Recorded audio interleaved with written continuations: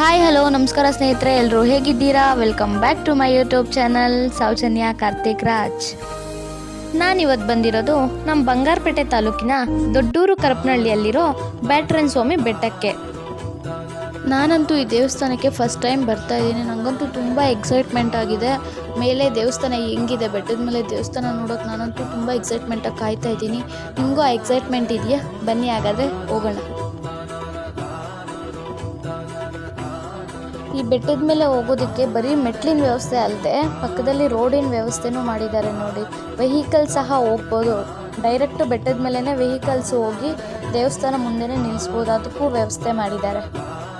ಈ ಮೆಟ್ಲು ಹತ್ತುತ್ತಾ ಇದ್ರೆ ನನಗಂತೂ ಅಂತರಗಂಗೆ ಬೆಟ್ಟ ಮೆಟ್ಲು ಹತ್ತುತ್ತಾ ಇರೋ ಫೀಲೇ ಬರ್ತಾ ಇದೆ. ಅಷ್ಟೊಂದು ಚೆನ್ನಾಗಿದೆ. ಸುತ್ತೂ ಗಿಡ ಮರಗಳು, ಬೆಟ್ಟದ ಮೇಲೆ ಮೆಟ್ಲುಗಳು.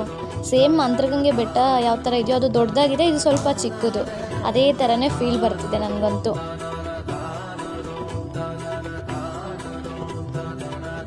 ಬೆಟ್ಟ ಹತ್ತಿ ಮೇಲೆ ಬಂದ್ವಿ ನೋಡಿ. ಇದೇ ದೇವಸ್ಥಾನ, ಬ್ಯಾಟರಾಯನ ಸ್ವಾಮಿ ದೇವಸ್ಥಾನ.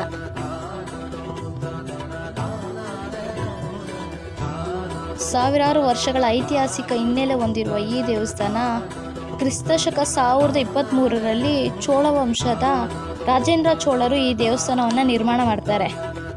ಹಚ್ಚ ಹಸಿರಿನ ಬೆಟ್ಟದ ಮೇಲೆ ನೆಲೆಸಿರುವ ಸಾವಿರಾರು ವರ್ಷಗಳ ಇತಿಹಾಸ ಇರುವ ದೇವಸ್ಥಾನನೇ ಈ ಬ್ಯಾಟರಾಯನ ಸ್ವಾಮಿ ದೇವಸ್ಥಾನ. ಚೋಳರು ಕಟ್ಟಿರುವಂತಹ ದೇವಸ್ಥಾನ ಇದು.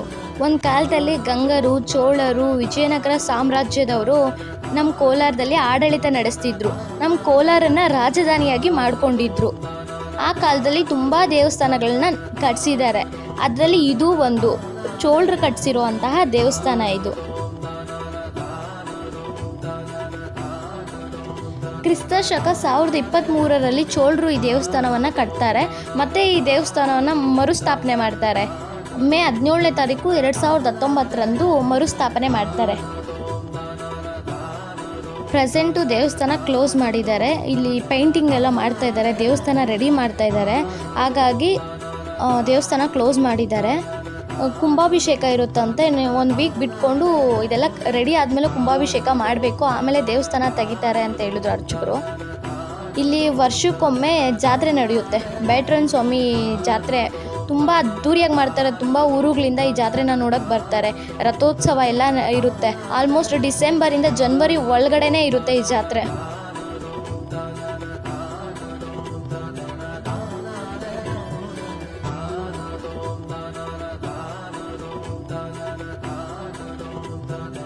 ಬರೀ ಕಲ್ಲಿನಿಂದನೇ ಕಟ್ಟಿದ್ದಾರೆ ಈ ದೇವಸ್ಥಾನ. ತುಂಬ ಅದ್ಭುತವಾಗಿದೆ ದೇವಸ್ಥಾನ. ಇನ್ನು ಯಾರು ನಂತರನೇ ಈ ದೇವಸ್ಥಾನಕ್ಕೆ ಒಂದ್ಸರಿನೂ ಬರದೇ ಇದ್ದೀರೋ ದಯವಿಟ್ಟು ಬಂದು ಒಂದ್ಸರಿ ದೇವ್ರ ದರ್ಶನ ಮಾಡ್ಕೊಳ್ಳಿ. ತುಂಬ ಚೆನ್ನಾಗಿದೆ ದೇವಸ್ಥಾನ. ಆಚೆಯಿಂದನೇ ಇಷ್ಟೊಂದು ಅದ್ಭುತವಾಗಿದೆ ನೋಡೋದಕ್ಕೆ. ಇನ್ನು ಒಳಗೆ ಎಷ್ಟು ಚೆನ್ನಾಗಿರುತ್ತೋ ನನಗಂತೂ ಗೊತ್ತಿಲ್ಲ. ನನ್ನ ಬ್ಯಾಡ್ ಲಕ್ಕು, ನಾನು ಬಂದಿದ್ದ ದೇವಸ್ಥಾನ ಕ್ಲೋಸ್ ಮಾಡಿದ್ದಾರೆ. ಇರಲಿ, ಇನ್ನೊಂದ್ಸರಿ ಬರ್ತೀನಿ, ದೇವ್ರ ದರ್ಶನ ಮಾಡ್ತೀನಿ. ಹಾಗೆ ಒಳಗಡೆ ಇರೋ ದೇವಸ್ಥಾನ ಒಳಗಡೆ ಎಲ್ಲ ಒಂದು ವಿಡಿಯೋ ಮಾಡಿ ಹಾಕ್ತೀನಿ. ಈ ದೇವಸ್ಥಾನಕ್ಕೆ ಬ್ಯಾಟರಾಯನ ಸ್ವಾಮಿ ಬೆಟ್ಟ ಅಂತ ಹೇಗೆ ಹೆಸರು ಬಂತು? ಈ ಬೆಟ್ಟದ ಮೇಲೆ ದೇವಸ್ಥಾನ ಹೆಂಗೆ ಬಂತು? ಇಲ್ಲಿನ ವಿಶೇಷತೆ ಏನು? ಐತಿಹಾಸಿಕ ಸ್ಟೋರಿ ಒಂದಿದೆಯಂತೆ, ನನಗಂತೂ ಗೊತ್ತಿಲ್ಲ. ನಿಮ್ಗೇನಾದರೂ ಗೊತ್ತಿದೆಯಾ?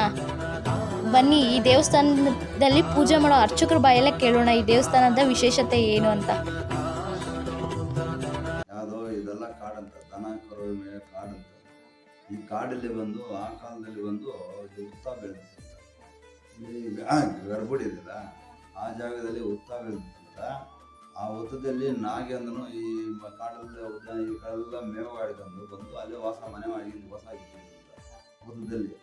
ಅದು ತುಂಬ ವರ್ಷಕ್ಕೆ ಇದ್ದು 7 ಬೆಳಿಗ್ಗೆ ಬಂದಿತ್ತು. ಯಾವ್ಗೆ ಆವಾಗ 7 ಬೆಳಿಗ್ಗೆ ಬಂದಿತ್ತು. ಅದು 7 ಬೆಳಿಗ್ಗೆ ಬಂದಿದ್ರೆ ಈ ಪಕ್ಕದೂರಾಗ ಆ ಕಾಲದಲ್ಲಿ ನಾಯಿ ಕಟ್ಟಿನ ಬಂದು 100 ಹಸು ಮಡ್ಕೊಂಡಿದ್ದಂತ. ಹಸು ಕರು ಆಕರೆಸು ಕಲೆಸು ಅಂತಂದೆಲ್ಲ ಮಡ್ಕೊಂಡಿದ್ದ. ಈ ಕಾಡಿಗೆ ಹೊಡ್ಕೊಂಬರಂತ ಮೇಸಕ್ಕೆ. ಅದು ಕರು ಹಾಕಿದ ಹಸು ಆ ಭಗವಂತನ ಆ ಹಸುಗೆ ಏನು ಜ್ಞಾನ ಕೊಟ್ಟಿತ್ತ, ಈ ಕಡೆ ಮೇಸಕ್ಕೆ ಬಂದಾಗಲ್ಲ ಆತನ ಭಗವಂತ ಹಾಲು ಕೊಟ್ಟಿರ್ತಾರೆ ಹೋಗೋದಂತ. ಯಾವುದೋ ಹಸು ಹಾಲು ಕೊಟ್ಬಿಟ್ಟು ಮತ್ತೆ ಹೋಗಿ ಹಸುಗಳ ಮಧ್ಯೆಲ್ಲ ಮೇದ್ಕೊಂಡು ಸಾಯಂಕಾಲಕ್ಕೆ ಹೋಗೋದ್ರಿಂದ ಕರು ಹಾಲು ಕೊಡೋದು. ಡೈಲಿ ಹಂಗೆ ಮಾಡ್ತಾರೆ.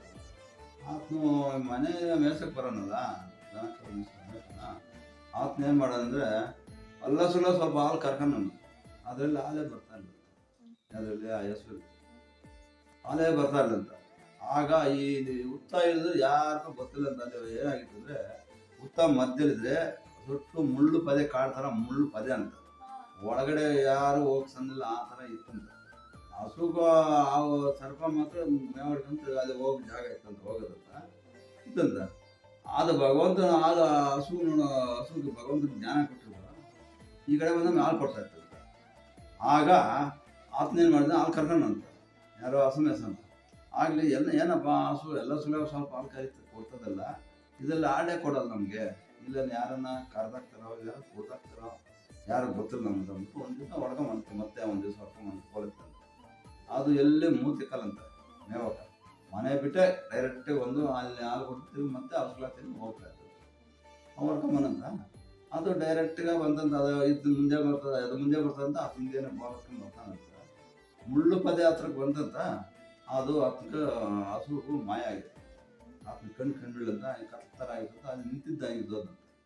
ಹಸು ಒಳಗಡೆ ಮತ್ತೆ ಹೋಗಿ ಭಗವಂತನ ಹಾಲು ಕೊಟ್ಬಿಟ್ಟು ಮತ್ತೆ ಈಚೆ ಬಂದು ಮೇಯಕ್ಕೆ ಬಯಲಿಗೆ ಹೋಯ್ತಂತ. ಆವಾಗ ಅದನ್ನ ಕಂಡುಬಿಟ್ಟಂತ ಹಸು, ಓ ಇಲ್ಲಿ ಭಗವಂತ ಇದ್ದಾನೆ, ನಾವು ಟೆಸ್ಟ್ ಮಾಡ್ಬೋದು ಹಂಗೆ ಬಿಟ್ಬಿಟ್ಟ. ಅದು ಹಾಲು ಕೊಡೋದು ಮಾಡ್ತಾ ಇರ್ತಂತ. ಚೋಳರ ಕಾಲದಲ್ಲಿ ಒಂದು ಋಷಿಗಳು ಒಂದು ಕಾಡಲ್ಲಿ ಓಂ ಮಂತ್ರ ಹಾಕೋರುತ್ತೆ.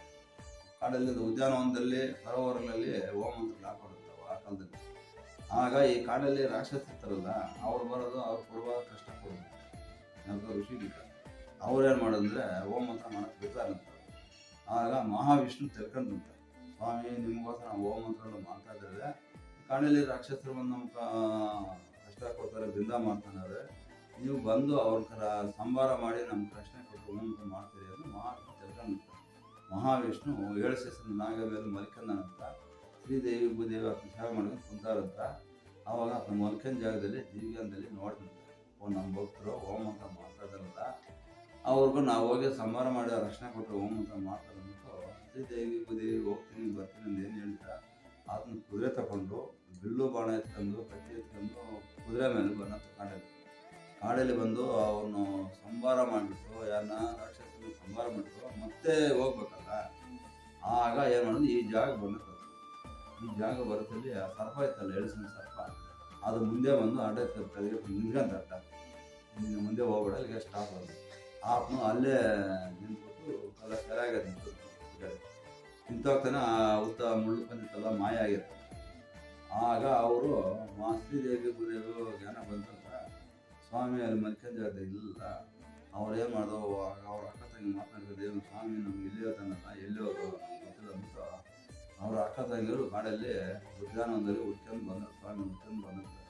ಹುಡ್ಕೊಂಬರಷ್ಟ ಗರಡ ಯಾರಲ್ಲಿರೋ ಒಂದು ಅವ್ರ ಪಾದ ಮೇಲೆ ನಮಸ್ಕಾರ ಮಾಡಿ ಅವ್ರು ಈ ಕಡೆ ಆ ಕಡೆ ನಿಂತು ಅವರು ಶಾಲೆಯಾಗದ.